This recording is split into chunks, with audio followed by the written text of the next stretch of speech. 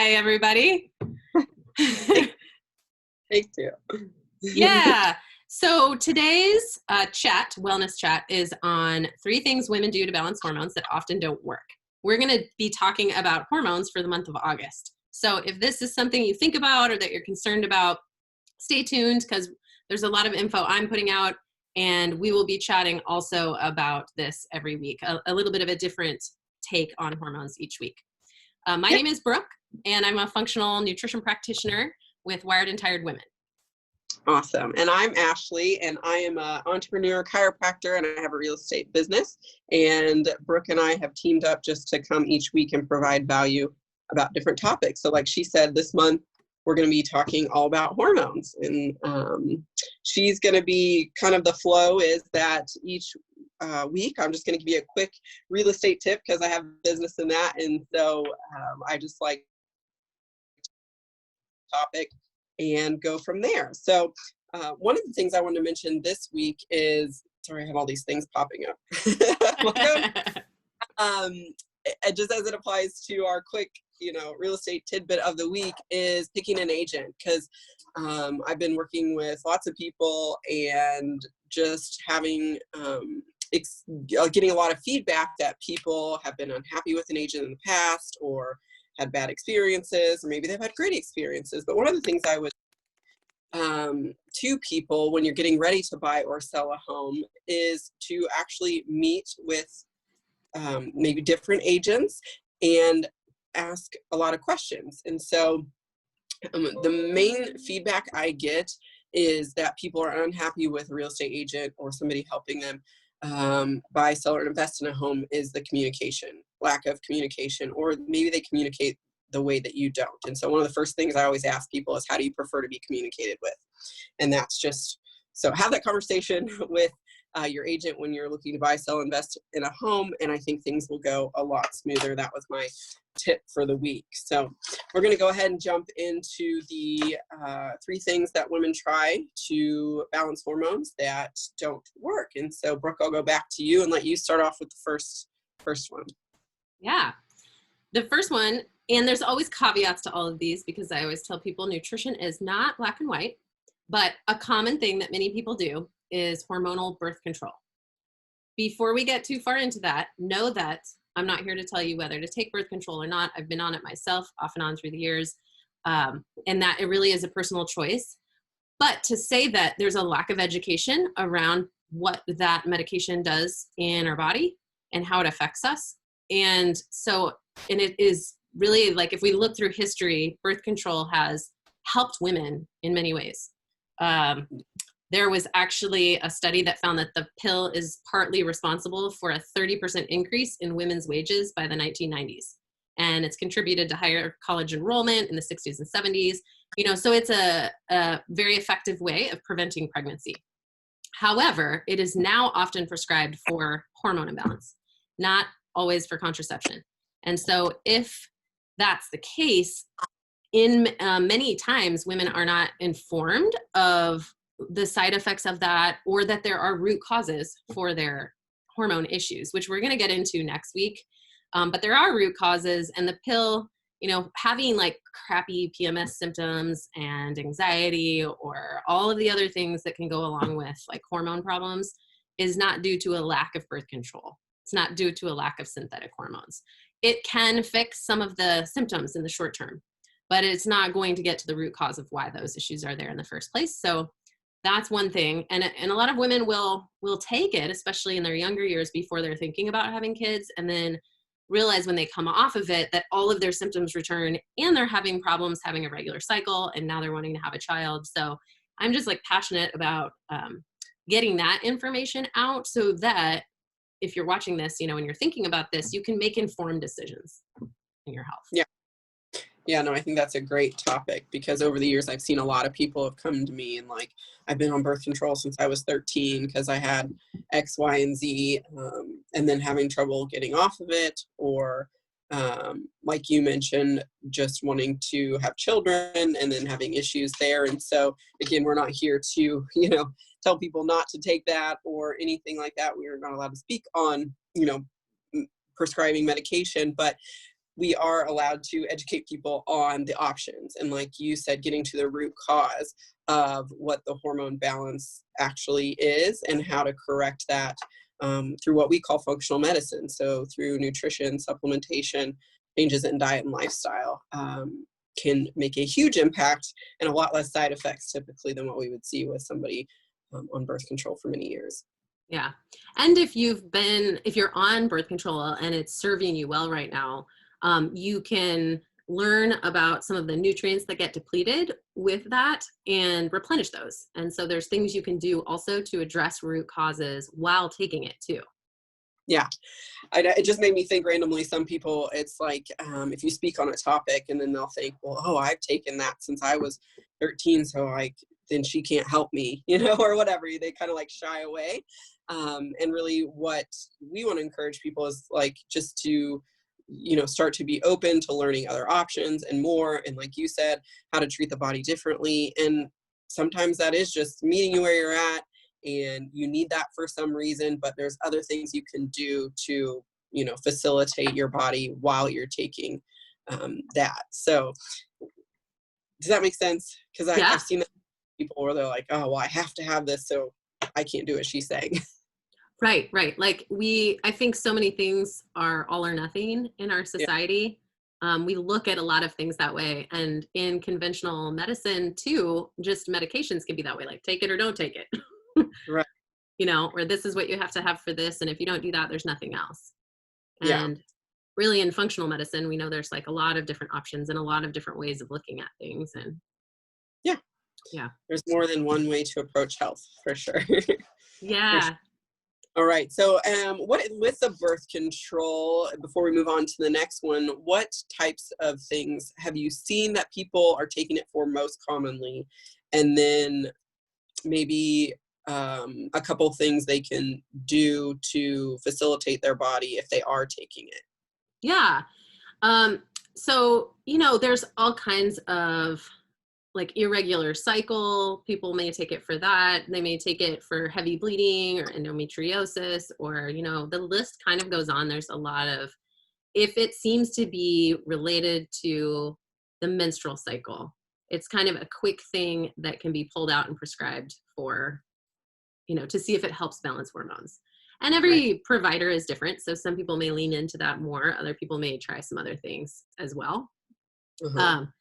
But that can commonly be thrown out in those cases. As far as things to do, we're going to, I have a blog that is done, but it's going to be released towards the end of the month. And so we can like go in more depth on that then. But a quick short answer would be, blood sugar balance, B6, zinc are depleted by the pill along with some other B vitamins. So, replenishing those, addressing the microbiome and gut health, like probiotics and things like that, because synthetic hormones do affect the gut. Yeah. So we'll dig into that more later, but that's the quick answer. And is that one of the things that when you do tests with people, you look at those factors to actually see, are they depleted? Is their gut off? Do you look at those things? Yep. So we can look for micronutrient deficiencies. We can actually do a hormone panel and see what's happening with hormones. If we kind of already know there's issues there, starting with even deeper down, like more root cause effects can be looking at gut health, looking at micronutrients, looking at stress, looking at all of that. Yeah. Stress? No, that doesn't do anything. That doesn't happen. I feel like I don't want to go too much on a tangent with this part, because this could be a whole series in itself. But when people come to you or they say, well, I've had my hormones checked and they said everything's normal, but they're having all these symptoms. Oh yeah. So what just maybe one thing on that of why some medical tests would say their hormones are normal, but maybe some tests that you would look at would show differently. Yeah. So for one, sometimes people throw in hormone testing like with their other blood work, and it's not timed at the right time of the month to get a better picture of what's going on. A lot of times, if somebody's seeing like an OBGYN, that doesn't happen. But if it's like like a general provider, that may sort of just get tossed in and it's not timed. accurately. Blood tests are very accurate, but they only give us a moment in time. And as we know, hormones change through the cycle. So we can kind of like get a general picture by doing them at a certain time during the month, or there's something called cycle mapping where you can actually look at them through the entire month, which is pretty cool. Yeah. And then there's some that are through a 24-hour period, which again is one day. But if we do it at a certain time, it kind of gives a better picture of a little bit better than just one moment in the day. So there's different options there, but yeah, ways to get a fuller picture. Yeah, because I think that's what you say. What I would say, sometimes you get reference labs or very kind of generic information where when you take a functional medicine approach, you really dig a lot deeper and look at the cycles inside the body, like cellularly, and all the things that go into finding, the root cause versus just saying like, oh, well, this falls in a normal range on this one test. Yeah. And another thing we're throwing out on this topic is that sometimes too, if we suspect that there's an issue going on with hormones, but somebody is like, but they also have digestive symptoms and they have symptoms in other areas that we know are going to affect hormones, we can actually first look at that, because sometimes when we address that, the hormone symptoms kind of subside and it's like, okay, maybe we don't need to invest in a whole hormone panel because things are improving. Yeah. And it can go the other way too, because, had severe ulcerative colitis, and I had already graduated chiropractic school. So I was like into nutrition and stuff. I wasn't so much into like deep functional medicine, but I never would have thought that so much of that stemmed from a lot of hormone stuff. So it was like they were, do the colonoscopy, test the gut, look at different things. And then I finally had a doctor that said, has anybody looked at your adrenal function? Who's checked your hormones? And I'm like, no, like my colon's bleeding, and so that was a huge shift for me because so much of mine related back to hormones. Yeah, so that's interesting. Yep. Yeah. Cyclical. Yes. Well, do you want to move on to number 2? Yeah. Number 2 is eating too low carb. Again, caveat that if somebody has insulin resistance, then keto or low carb may actually be what they need to get their hormones more balanced and to address whatever issues are going on there. However, if it is more related to adrenal fatigue, when we eat low carb, our cortisol will be a tiny bit higher. So if anxiety is like a big symptom that somebody's experiencing, or they're really like fatigued all the time, sometimes eating low carb on an ongoing basis, week after week after week, is not a great approach for supporting like healthy hormone levels.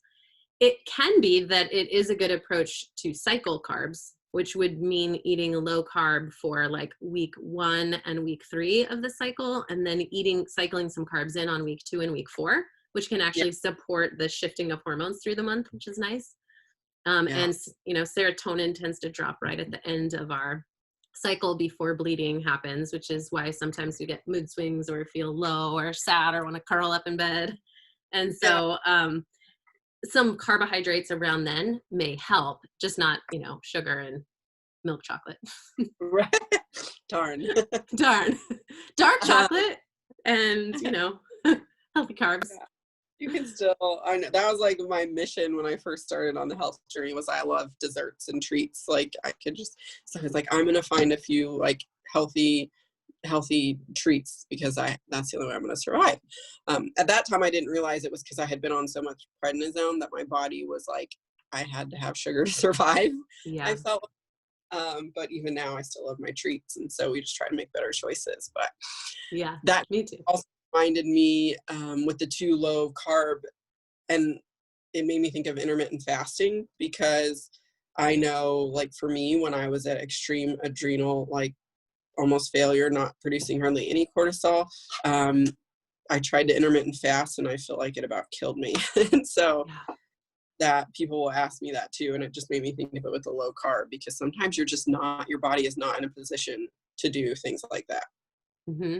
Yeah, I'm glad you said that, because that is a big thing. I have seen people kind of harm themselves with intermittent fasting, and I'll say at the wrong time, because things shift over time, Right. I'd be fine, but yeah.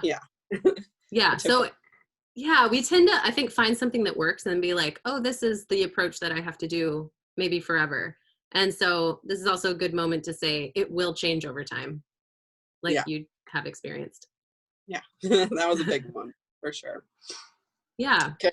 So I like that because I actually am not familiar with like the carbs in with your cycle. So just to explain that. So typically like on week 1 and 3, you, So week 1, which for sometimes I realized on my new client paperwork that I'll put how long is your cycle, and people will say like 5 days, and then I'll say how long how long is your menstrual cycle.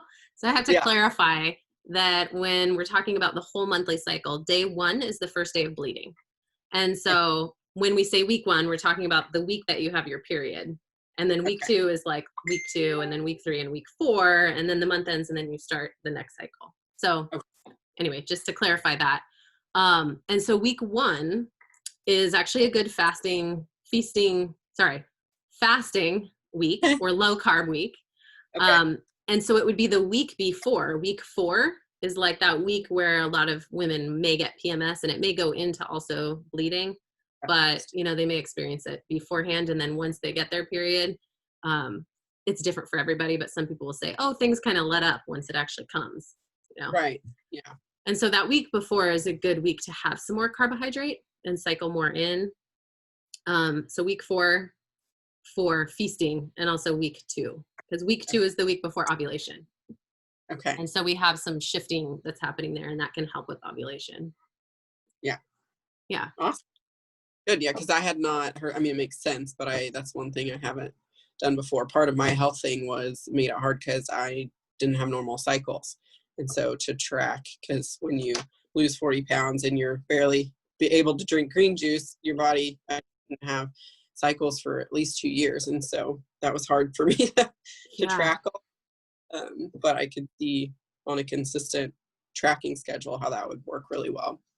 Yeah. That's a good point too, because a lot of people have pretty irregular cycles when they're dealing with things. So then this becomes kind of hard, and really getting to the root of, is there insulin resistance? Is there not? And we have like really low levels of hormones. That's going to make a difference with carbs. So yeah. But yeah, that's something some people will do. Is keto is very popular. So they may just be like, low carb is just better for everyone. And then that may not be the case. Yeah, definitely. All right. And what was the third one for things that women try that don't work? Yeah. Exercising more. Okay. Yeah. And that one's a little bit more, hopefully somewhat self-explanatory, but there is an idea that like, we as a culture are sedentary and don't get enough exercise. So if we exercise more, it should make us healthier. But as you know so well, if you're dealing with HPA axis issues, otherwise known as adrenal fatigue, or your hormones are in the dirt, or there's other things going on, sometimes exercising more is not, it can end up being a little too inflammatory. It's pushing on that system when it's already like, ugh, and so it can just potentiate issues. And again, that can change over time, but you may have to change your workouts, which is really hard for people who love like CrossFit and really intense and marathon runners. Like I've had, that sometimes, and it's challenging because you love it, but if it's affecting hormones, then you might have to adjust. This was, I could speak a lot about this because it was hard. Please do.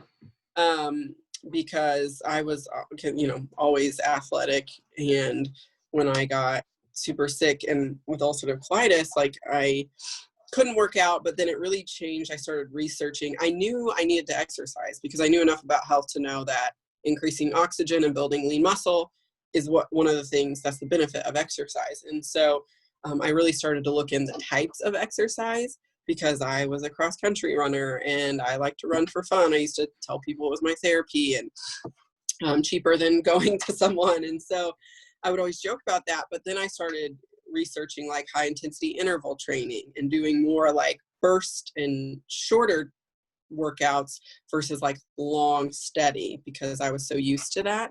But I couldn't do that, one. And two, I knew it was very counterproductive to my health at that point because it was hard for me to walk from one room to the next.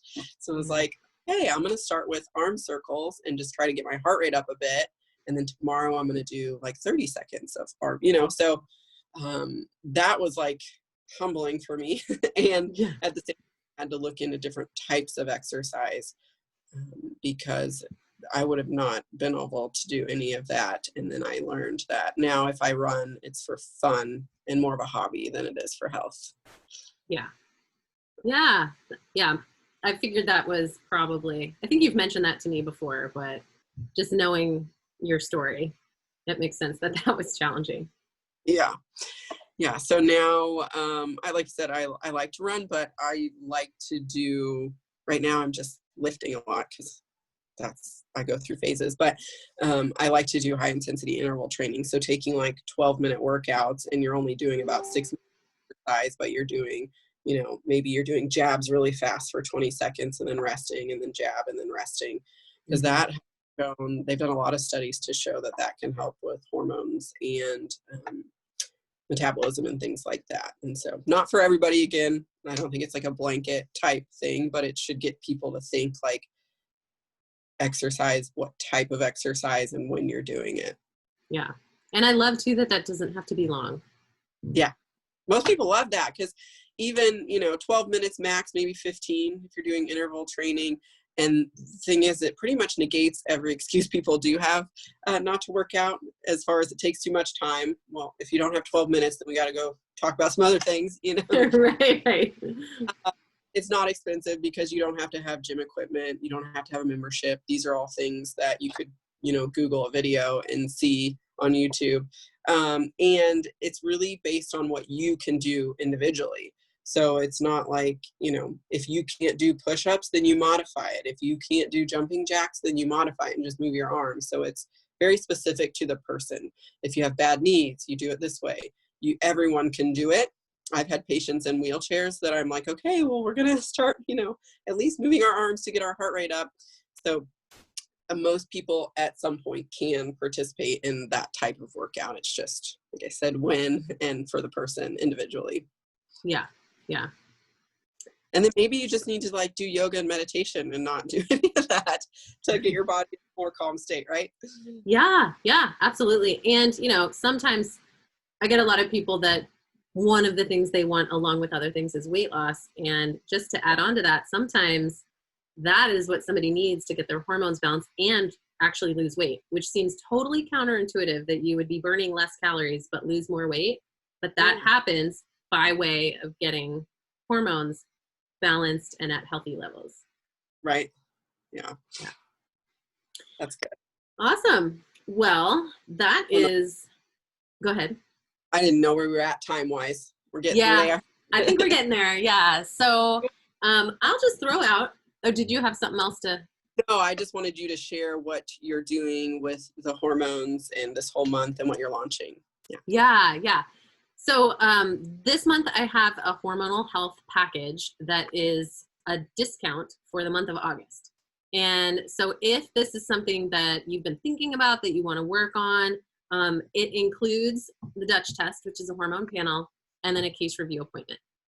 And so that's all I'll say about it now, but I will be putting out more info on my email list about that and on Drip. I'll put the link to the package if you want to read about it in the comments. Or even if you just want to chat, I always do a 30-minute free or complimentary discovery call. And so you can book that as well if you have some questions and just kind of want to get some tips to get started. Yeah. And how do you get on your email list? Will that be on the link or you can go to your website? Yeah, if you go to wiredandtiredwomen.com, you can download, I have a free guide on there to get you started, and then you can sign up for the email list there. Okay. And if you want me to add you, just just message me and just Facebook message me too, and I can add you. It's well worth it. You put out some great content, and I always say that you are one of the smartest people I know because anytime I have a question, I'm like, Brooke will know. Thank you. Yeah. So it down or the link down in the comments, you'll put that on there, and then people can direct message you with questions, or if they want to learn more about the testing. It's well worth it. I always say test, don't guess. So then you have a clear-cut plan, you know exactly what you're doing for your body, and it really shortens the healing curve, I would say, for a lot of people when you actually have, test for individuals. Yeah. I was going to say, so next week is going to be a little hectic because we're going to be busy. So maybe we'll shoot for earlier in the week. Yeah, that sounds good. So stay tuned because we'll come back earlier in the week because Ashley is getting married and I'm so honored to get to sing there too. Yeah, so we'll be doing that later in the week, but we'll try to jump on, like she said earlier, and go from there. So look in the comments, send Brooke a message if you have any questions. And if you or anyone you know is looking to buy, sell, or invest in a home, you can direct message me. Yeah, and you pretty much covered it, but definitely reach out to Ashley about any real estate needs, because not only do you get that, but you also get someone who's incredibly knowledgeable about wellness. And if that's something you enjoy, we can chat about that while you're looking for your home. We're having lots of conversations like that looking at homes. It's fun. Are you? That's awesome. Yeah. So now we'll say goodbye.